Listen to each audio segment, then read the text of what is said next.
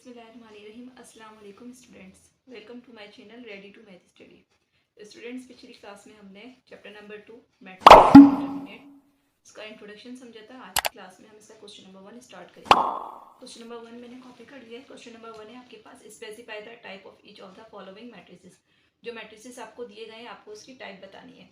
तो नंबर 1 है आपके पास स्क्वायर रूट 5 0 0 0 -1/3 0 0 0 2/5। ये आपको बताना है कि ये मैट्रिक्स की कौन सी टाइप है। तो स्टूडेंट, हमने लास्ट टाइम जो इंट्रोडक्शन समझा था उसमें हमने समझा था कि अगर हमारे पास डायगोनल के अंदर कुछ एलिमेंट हो और बाकी तमाम एलिमेंट हमारे जीरो, और डायगोनल के एलिमेंट किस टाइप के हो, देखिए यहाँ पे हमारे पास डायगोनल वाले जो एलिमेंट है तीनों मुख्तलिफ हैं। स्क्वायर रूट 5 अलग है, -1/3 अलग है और 2/5 अलग है। तो इस टाइप का जो मैट्रिक्स होता है हमारा वो डायगोनल मैट्रिक्स कहलाता है। तो हम यहाँ लिखेंगे इसको, ये है हमारे पास डायगोनल मैट्रिक्स। अब नंबर 2 में देखिए हमारे पास स्क्वायर रूट 3 4 7, सिर्फ एक हमारे पास जो है वो कॉलम खड़ा हुआ है और इसके अंदर जो है हमारे पास सिंपल जिसमें एक कॉलम होता है तो हमारा कॉलम मैट्रिक्स कहलाता है। तो हम यहाँ लिखेंगे इसको, ये हमारा कॉलम मैट्रिक्स है। नंबर 3 में देखिए हमारे पास ओनली वन रो है, जिसमें एक ही रो हो वो हमारा रो मैट्रिक्स कहलाता है।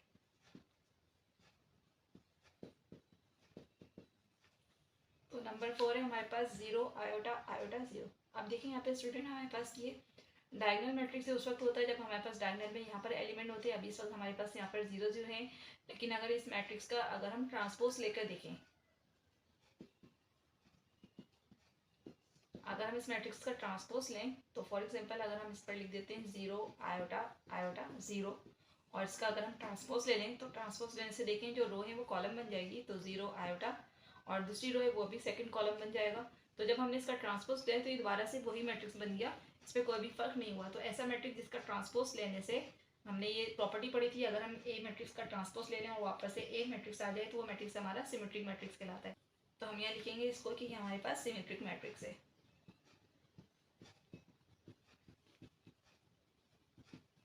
क्योंकि जब हमने इसका ट्रांसपोज लिया तो वापस से हमारा कोई मैट्रिक्स बन गया। अच्छा, नंबर 5 पे देखिए हमारे पास सारे एलिमेंट्स जीरो, डायगोनल के एलिमेंट्स हमारे वो 1 1 है। और लास्ट टाइम हमने पढ़ा था कि अगर हमारे पास डायगोनल के तमाम एलिमेंट 1 1 हो तो वो हमारा मैट्रिक्स आइडेंटिटी है, यूनिट मैट्रिक्स कहलाता है। तो यहाँ हम इसको यूनिट मैट्रिक्स लिख देते हैं। नंबर 6 पर देखिए हमारे पास डायगोनल के एलिमेंट है और दोनों अलग अलग है, ये 2 है और ये -2 है, बाकी एलिमेंट हमारे 0 है, तो ये डायगोनल मैट्रिक्स कहलाएगा।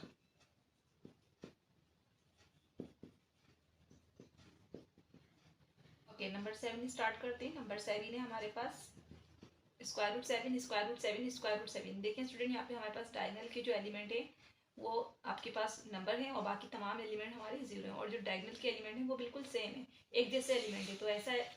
तो ऐसा मैट्रिक्स जिसमें डायगोनल के एलिमेंट सेम हो हमारा स्केलर मैट्रिक्स कहलाता है। तो हम यहाँ लिखेंगे ये हमारे पास स्केलर मैट्रिक्स है। नंबर 8 पर देखते हैं। अच्छा, नंबर 8 में हमारे पास देखें डायगोनल के एलिमेंट 0 0 हैं और बाकी तमाम एलिमेंट हमारे पास अलग अलग आयोटा वाले हैं। तो जो हमारे पास आयोटा वाले एलिमेंट होंगे तो हम उसको चेक करेंगे, वो या तो हर्मिशियन मैट्रिक्स होगा या हमारा स्क्यू हर्मिशियन मैट्रिक्स होगा। लेकिन ये हमारा स्क्यू हर्मिशियन मैट्रिक्स है, क्यों? क्योंकि मैट्रिक्स की एक प्रॉपर्टी है कि उसमें डायगोनल के तमाम एलिमेंट जो है वो 0 0 होते हैं। तो यहाँ हम इसको सॉल्व करने के बजाय डायरेक्टली चेक कर सकते हैं इसके डायगोनल के तमाम एलिमेंट 0 0 हैं और बाकी तमाम नंबर आयोटा फॉर्म में, और चेक कर लेते हैं यहाँ पर आयोटा है, यहाँ 2 आयोटा है तो ये माइनस आयोटा और -2 आयोटा है, या -4 आयोटा है तो यहाँ पर 4 आयोटा है। तो यहाँ पर हमारे पास हम इसको लिखेंगे हमारा स्क्यू हर्मिशियन मैट्रिक्स है, क्योंकि डायगोनल के एलिमेंट 0 है और बाकी तमाम एलिमेंट इसके आयोटा वाले हैं और सबकी साइन देखिए हमारे पास, अगर हम इसका कॉन्जुगेट लेकर ट्रांसपोज लेंगे तो वो -1 की इक्वल होगा, इसलिए इसको हम डायरेक्टली लिखेंगे कि हमारा स्क्यू हर्मिशियन मैट्रिक्स है।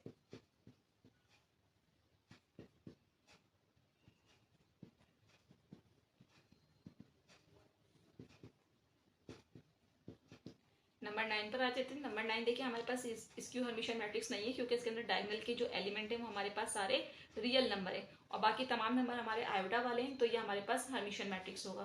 तो हम यहाँ लिख देंगे कि हमारे पास हर्मिशियन मैट्रिक्स है।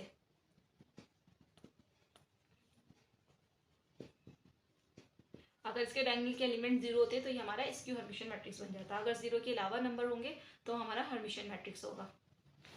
तो अब स्टार्ट करते हैं क्वेश्चन नंबर 2। क्वेश्चन नंबर 2 है हमारे पास, a newspaper agent of a town records the numbers of paper sold on each day of 1 week as follows. यहाँ हमारे पास क्वेश्चन कहा जा रहा है कि एक न्यूज़पेपर एजेंट ने जो है वो रिकॉर्ड बनाया है नंबर ऑफ न्यूज़पेपर का जो उसने सोल्ड किए हैं 1 वीक के दरमियान। Monday, Tuesday, Wednesday, Thursday, Friday, Saturday हमारे पास 1 वीक है। और डेली डाउन उसमें जो है वो सोल्ड हुआ है और एक डेली जंग है। तो हमें इस इन्फॉर्मेशन को मैट्रिक्स की फॉर्म में लिखना है। आगे कहा जा रहा है right this information in a matrix form. इस इन्फॉर्मेशन को आप मैट्रिक्स फॉर्म में लिखें और इसका हमें ऑर्डर बताना है। तो मैट्रिक्स फॉर्म में लिखने के लिए हम इसकी मैट्रिक्स फॉर्म बना देते हैं। तो हम एक मैट्रिक्स बना देते हैं इसके लिए। और हमारे पास पहली इन्फॉर्मेशन है 80, डेली डाउन जो है मंडे वाले दिन 80 सॉल्व हुआ है। उसके बाद है इसका 90, फिर है हमारे पास 100, फिर है हमारे पास 95, अगेन 85, अगेन 75, अगेन 70। और जंक का है हमारे पास 100, 110, 90, 95, 105 और 85। और ये हो गया लास्ट में हमारे पास 80। और ये बन गया इसका मैट्रिक्स। ये हमने इसकी मैट्रिक्स फॉर्म बना दी। अब हमें इसका ऑर्डर लिखना है। तो देखें स्टूडेंट, ये हमारे पास 2 रो हैं और कॉलम देखें हमारे पास 1 2 3 4 5 6 7। तो यहाँ हम लिख लेते हैं हमारे पास रो जो है वो 2 है और कॉलम जो है हमारे पास 7 है। तो इसका ऑर्डर हो जाएगा हमारे पास, ऑर्डर होता है हमारे पास रो बाय कॉलम। तो हम यहाँ लिख देंगे इसका ऑर्डर है हमारे पास 2/7। और ये हो गया इसका आंसर। तो अब स्टार्ट करते हैं क्वेश्चन नंबर 3। क्वेश्चन नंबर 3 आपके पास find the value of the unknown in each of the following. आपके पास जो भी अननोन है उसकी वैल्यू आपको मालूम करनी है। फर्स्ट पार्ट मैंने कॉपी कर लिया है। इसके अंदर हमारे पास 2 मैट्रिक्स हैं और दोनों आपस में इक्वल हैं। फर्स्ट मैट्रिक्स के एलिमेंट है a -4 आयोटा, 8 आयोटा, 6 आयोटा, ये इक्वल है दूसरे मैट्रिक्स के जो है हमारे पास 7 आयोटा, b, c और d। तो हमें यहाँ पर जो हमारे unknown a b c d, जो हमारे अननोन है a b c d, हमें इनकी वैल्यू मालूम करनी है। तो यहाँ पर हमें देखें इक्वलिटी दी है मैट्रिक्स की। तो हम इक्वलिटी को रखते हुए इनकी जो है वैल्यू मालूम करेंगे। इसको कॉपी कर लेते हैं। हमारे पास फर्स्ट मैट्रिक्स है a -4 आयोटा, 8 आयोटा और 6 आयोटा। और ये मैट्रिक्स इक्वल है हमारे पास 7 आयोटा, b, c और d के। तो जब मैट्रिक्स इक्वल होते हैं तो हमने प्रॉपर्टी में पढ़ा था उसके तमाम एलिमेंट आपस में इक्वल होते हैं। तो a जो है वो इक्वल होगा हमारे पास 7 आयोटा के, कॉमा इसी तरीके से हमारे पास जो -4 आयोटा है वो कंपेयर होगा किससे, b से, तो वो b के इक्वल होगा, कॉमा। और हमारे पास ये जो 8 आयोटा है ये इक्वल होगा c के, और कॉमा। और ये जो 6 आयोटा है ये इक्वल होगा हमारे पास d के। तो हमारे पास तमाम एलिमेंट की वैल्यू आ गई। तो हम यहाँ लिख सकते हैं कि a की वैल्यू आई है हमारे पास 7 आयोटा, कॉमा, b की वैल्यू आई है हमारे पास -4 आयोटा, कॉमा, c की वैल्यू हमारे पास 8 आयोटा, कॉमा, और d की वैल्यू है हमारे पास 6 आयोटा। और ये हो गया इसका आंसर। तो अब स्टार्ट करते हैं इसका पार्ट 2। पार्ट 2 है हमारे पास फर्स्ट मैट्रिक्स से जो कंपेयर हो रहा है सेकंड मैट्रिक्स से। तो यहाँ हम इसको कॉपी कर लेते हैं। मैट्रिक्स है हमारे पास 2 -3 5 a 9 0 b c -1। और ये मैट्रिक्स हमारे पास इक्वल है सेकंड के जो है हमारे पास d e g -2 f 0 -4 7 और -1। तो अब हम इन्हें कंपेयर कर लेते हैं। 2 जो है वो कंपेयर होगा t से। तो हम यहाँ लिख देते हैं 2 इक्वल है d के, कॉमा, -3 e से कंपेयर होगा। तो हम यहाँ लिख देते हैं -3 जो है वो e के इक्वल है, और कॉमा 5 g के इक्वल होगा। तो हम यहाँ लिख देते हैं 5 जो है वो g से कंपेयर होगा। अगेन a2 जो है वो -2 से कंपेयर होगा। तो हम यहाँ लिख देते हैं a जो है वो -2 के इक्वल है। 9 f से कंपेयर होगा। तो 9 जो है वो f के इक्वल हो गया, कॉमा। अच्छा 0 0 से कंपेयर हो रहा है, इसको लिखने की जरूरत नहीं है क्योंकि यहाँ पे हमारे पास कोई अननोन नहीं है। उसको हमें अननोन की वैल्यू मालूम, क्योंकि हमें अननोन की वैल्यू मालूम करनी है। और b जो है वो कंपेयर होगा -4 से। तो b इक्वल है -4 के, और c इक्वल है हमारे पास 7 के। अगेन -1 जो है -1 से कंपेयर हो रहा है, उसको लिखने की जरूरत नहीं है। तो ये हमारे पास तमाम अननोन की वैल्यू आ गई। सबसे पहले हम लिख देते हैं d की वैल्यू 2 आई हमारे पास, e की वैल्यू आई -3, और g की वैल्यू हमारे पास आ गई है 5, a की वैल्यू आ गई है हमारे पास -2, f की वैल्यू आ गई है हमारे पास 9, और b की वैल्यू आ गई है हमारे पास -4, और c की वैल्यू आ गई है 7। और ये हो गया इसका आंसर। अब स्टार्ट करते हैं इसका पार्ट 3। पार्ट 3 हमारे पास x + y 0 z 9 2x + y a 1 3 जो कंपेयर हो रहा है 3 0 3x 9 4 6 y/2 1 और 3 से। यहाँ स्टूडेंट ने इस क्वेश्चन को दोबारा कॉपी नहीं करी क्योंकि हम इसको सॉल्व भी करना है। आप लोग इसको कॉपी करके फिर सॉल्व करेंगे। तो सबसे पहले हम इसके एलिमेंट को कंपेयर कर लेते हैं। यहाँ हमारे पास x + y जो है कंपेयर होगा 3 से, क्योंकि हमारा फर्स्ट एलिमेंट है, फर्स्ट एलिमेंट से कंपेयर होगा। 0 को 0 से कंपेयर 0 0 से कंपेयर हो रहा है, इसको हम नहीं लिखेंगे क्योंकि यहाँ अननोन नहीं है। z कंपेयर होगा 3x से। तो हम यहाँ लिख देते हैं z कंपेयर हो रहा है हमारे पास 3x से, कॉमा 9 9 से कंपेयर हो रहा है, इसको भी लिखने की जरूरत नहीं है। और 2x + y हमारा 4 से कंपेयर होगा। तो यहाँ लिख देते हैं 2x + y इक्वल है 4 के। 6 6 से कंपेयर होगा, यहाँ अननोन नहीं है, इसको नहीं लिखेंगे। a कंपेयर होगा y/2 से, इसलिए हम लिख लेते हैं a जो है वो y/2 से कंपेयर होगा। अगेन 1 1 से कंपेयर होगा, 3 3 से कंपेयर होगा, इनको लिखने की जरूरत नहीं है।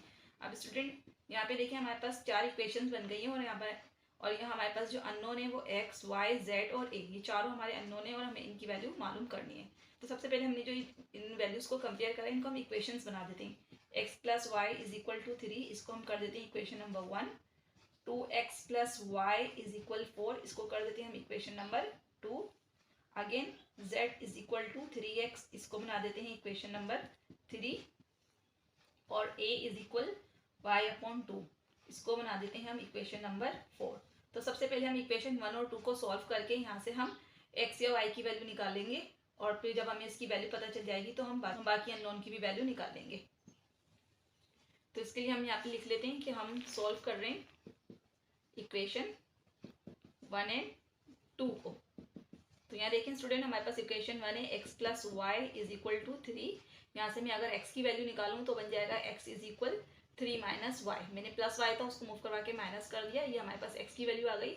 और इस वैल्यू को, ये जो x की वैल्यू आई है, इसको अगर मैं इक्वेशन 2 में यहाँ पर x की जगह पुट कर दूँ तो मुझे y का आंसर पता चल जाएगा।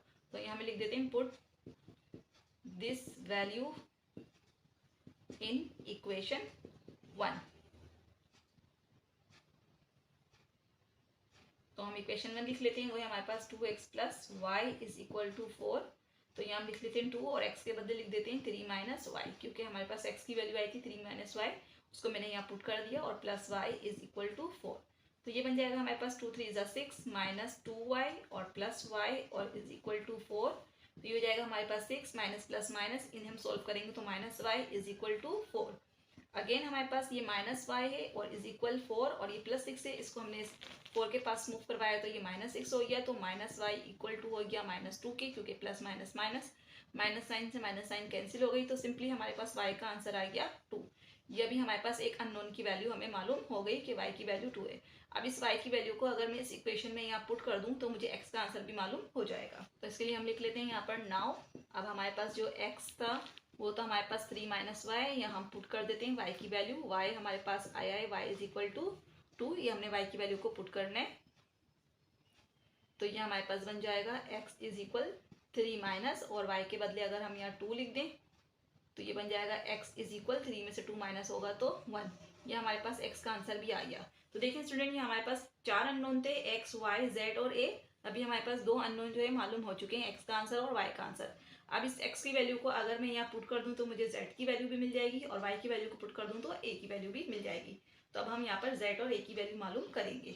तो इसके लिए हम लिख लेते हैं put x = 1 in equation 3। Equation 3 में हम x की वैल्यू पुट कर देते हैं। तो इक्वेशन 3 हमारे पास z = 3x, तो ये बन जाएगा z = 3 और x की जगह जब हम 1 पुट करेंगे तो z की वैल्यू भी हमारे पास आ गई 3 × 1 = 3। ये हमारे पास z का आंसर भी आ गया। अब हमें a का आंसर मालूम करना है, इसके लिए हम लिख देते हैं put y = in equation 4। Equation 4 में पुट कर देते हैं। तो a = y/2 था हमारे पास, तो ये बन जाएगा a = 2/2, 2 से 2 कैंसिल होगा, 1 बन जाएगा। तो a की वैल्यू हमारे पास 1 आ गई। तो अब हमारे पास तमाम अननोन x, y, a और z उनकी वैल्यू हमारे पास आ चुकी है। तो हम आखिर में इसका रिजल्ट लिख देते हैं, लास्ट में हम एंड में लिख देते हैं रिजल्ट इसका। हमारे पास x की वैल्यू 1 आई है, y की वैल्यू हमारे पास 2 है, z की वैल्यू हमारे पास 3 है और a की वैल्यू हमारे पास 1 है और ये हो गया इसका आंसर।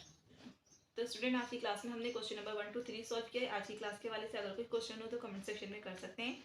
अगली क्लास में हम इसका क्वेश्चन नंबर 4, 5 सॉल्व करेंगे। जब तक के लिए अल्लाह हाफिज़।